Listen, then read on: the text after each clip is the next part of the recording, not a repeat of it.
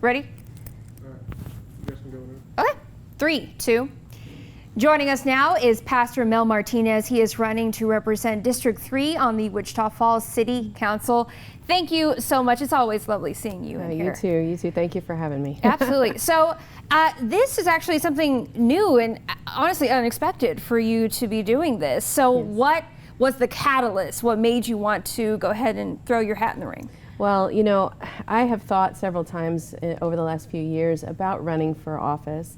And really, since the presidential election in 2016, I have watched our community fracture in ways that I really think we don't need to succumb to. And so when it came time to file a few weeks before, I had a conversation with my family. You know, we've had this conversation over and over again over the years. And I really feel that my gifts, building bridges and crossing lines of difference to build both parties up, I have a gift in that, and I'd like to offer that to the city. I think it's needed right now. We need to have conversations and true dialogue. There's just too much that's trying to rip us apart. I'd like to be a part of helping us stay together. Absolutely, and we've talked a little bit about this off camera, but what do you think the biggest glaring problems are right now in Wichita Falls, in this community? Well, I think that Wichita Falls, first of all, I love living here. We live here by choice. I came here 8 years ago specifically to pastor a church, and we have really built our home here. We've finished raising our daughter here, who's stayed. She's at MSU now. I truly believe in this city and in our ability and our capacity to bring a new perspective of what might be the American dream. I think that there's a place in Wichita Falls for everyone, even folks that disagree with me and folks that disagree with them, and on and on and on. I think there is a real gem of a place to live here, and I'd like to see us live into that. I believe that our city just needs strong leadership that is toward a goal of bringing us together, to have pride in our whole city, including downtown, but the entire city, east side, west side, north side, south side.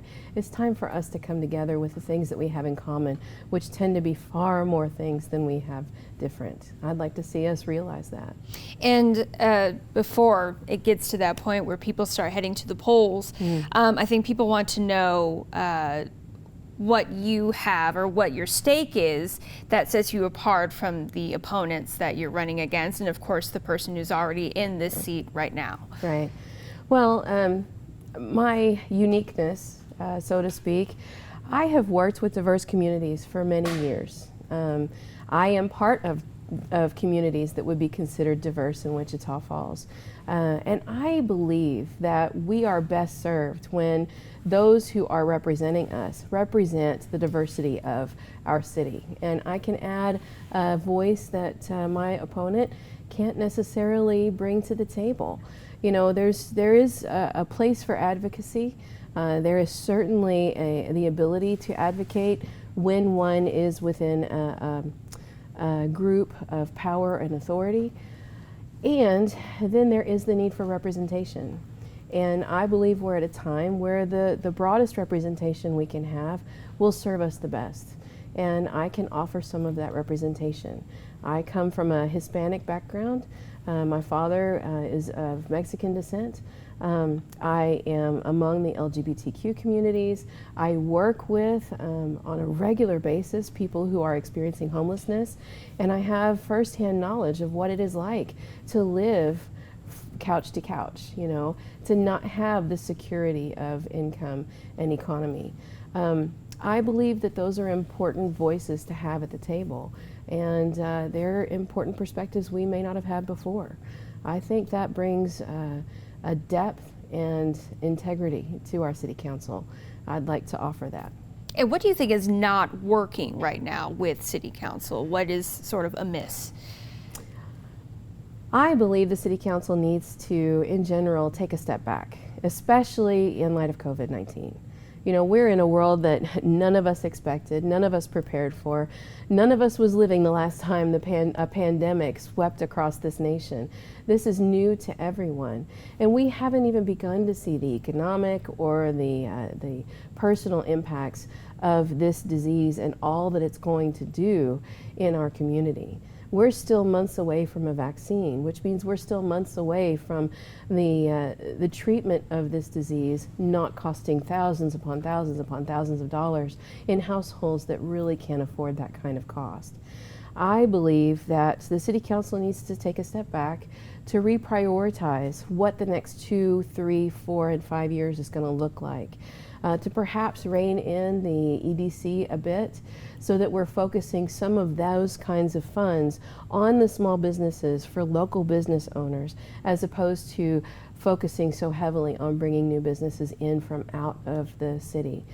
You know, our small businesses are taking a huge hit, you know, and many of those families that are using or are utilizing their business to support their households, they're suffering, and we need to make sure that they are supported in as much as we support another large business coming in with tax breaks and other benefits that the city pays for.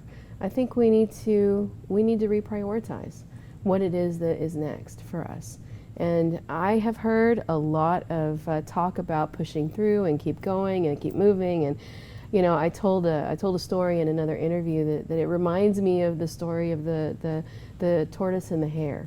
You know, we forget that sometimes progress for progress' sake is not the best route forward, and I think we're in one of those times. We need to stay with the race. We need to keep on diligently and focus less on covering as much ground as possible in the shortest amount of time. Absolutely. Pastor Martinez, thank you again Yes. so much for joining us, and good luck to you Thank in you. this, Thank in you. I this appreciate upcoming it. election. We appreciate you. We'll be right back.